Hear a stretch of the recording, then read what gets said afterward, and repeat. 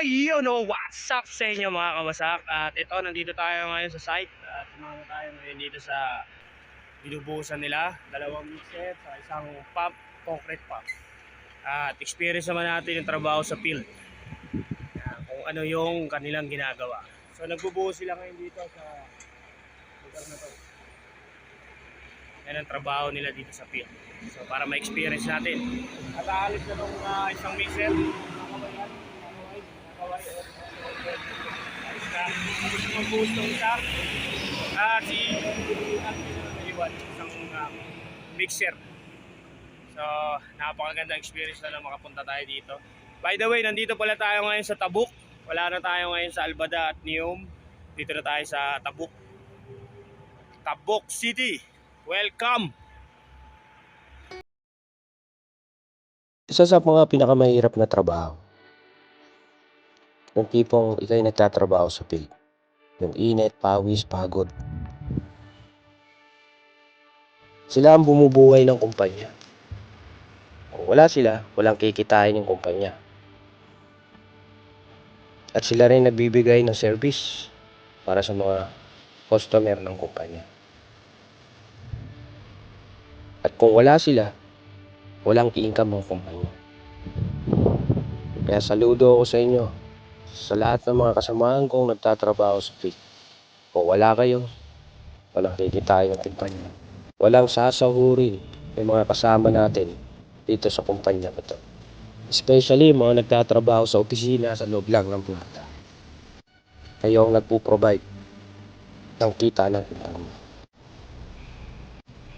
Kaya pansamantalang iiwanan ko na kayo mga tropa.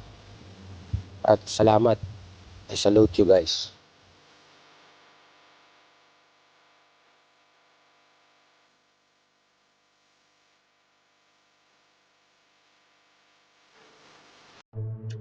Teka. Bakit nga ba ako nandito sa Tabuk? So make story short, alam niyo ba? Dahil natapos na ang ating 2 years contract dito sa kumpanya na to.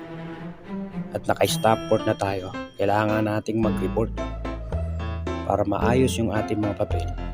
At tayo pumunta sa head office para sa pansamantalang pag-uwi or vacation sa Pilipinas. Isa ito sa mga pinakamasarap na pakiramdam ng bawat OFW na makakapagpahinga na sila at makasama nila ang pamilya nila.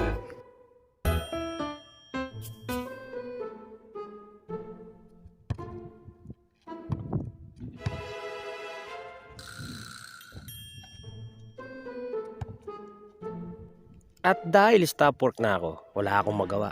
Kaya ito, shooting lang. Isa rin ito naging parte ng buhay ko nung araw ng kabataan. Nakakamiss na maglaro ng basketball. Namiss ko naglalaro pa ako ng liga noon.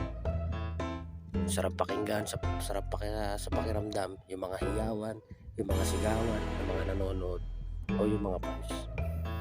Ngayon hindi na tayo naglalaro ngayon. Kasi medyo, alam mo na, hindi na kaya ng katawan natin. Hindi na kaya ng buto-buto. Kaya wala ng mga fans. Hiyaw na lang. Ikaw mismo humihiyaw. Ang hinihiyaw mo, aray! Ang sakit sa buto. Ang sakit ng mga buto ko. Ma-share ko lang mga kawasak. Kasi nung araw, one of my favorite na sport to nung araw. Basket. Sa ngayon, shooting na lang tayo mga kawasak.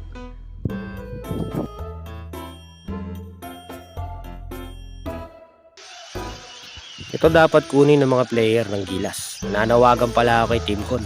Kunin nyo na to. Pandepensa to mga to. Kasi, bakit? Pagtaas pala ng kilikili nito, lakas na ng depensa. Walang makakasalaksak na player sa mga to. Na po, nagluto na po si Ninong Ray. Ninong Ray, kaway-kaway naman dyan. Ayun po, magluluto po siya ng ano tawag na luto na yan? Ha? Pacham. Masarap po yan, pacham yan. Yan po yung mga delicacy ng mga mga pacham. Sibuyas, bawang, ayan, nilagay niya na, dinasa niya. So, ang binakalahok niya na is, granada, tuna.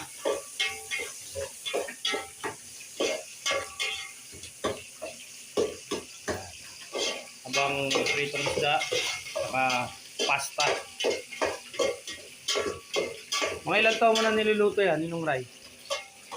Ha? Mga 5 minutes. Hindi, mga ilang taon mo nang ginagawa yung luto na yan? Ito? Oo. Ngayon pa lang. Ay, walang... Kala ko matagal na, Ninong Ray. Ngayon lang pala? Ngayon pa lang. Ngayon pa lang. Ah, kaya pala pacham ang tawag, no? Lalagyan ng tuna. Yan pala. Testingin pa lang, no? Yung bagong recipe ni Ninong Ray. Sa mga nagpapa-shoutout kay Ninong Ray, shoutout kayo daw pag hindi na siya busy. Very simple. Ayan na, binuksan na yung may wagang cabinet. Wala na.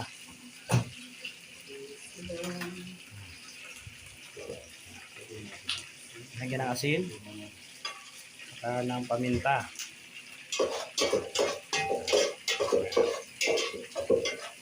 Balikan na lang namin kayo mga tropa pits kasi sikretong luto yan. Depende malaman kung paano. Tuna.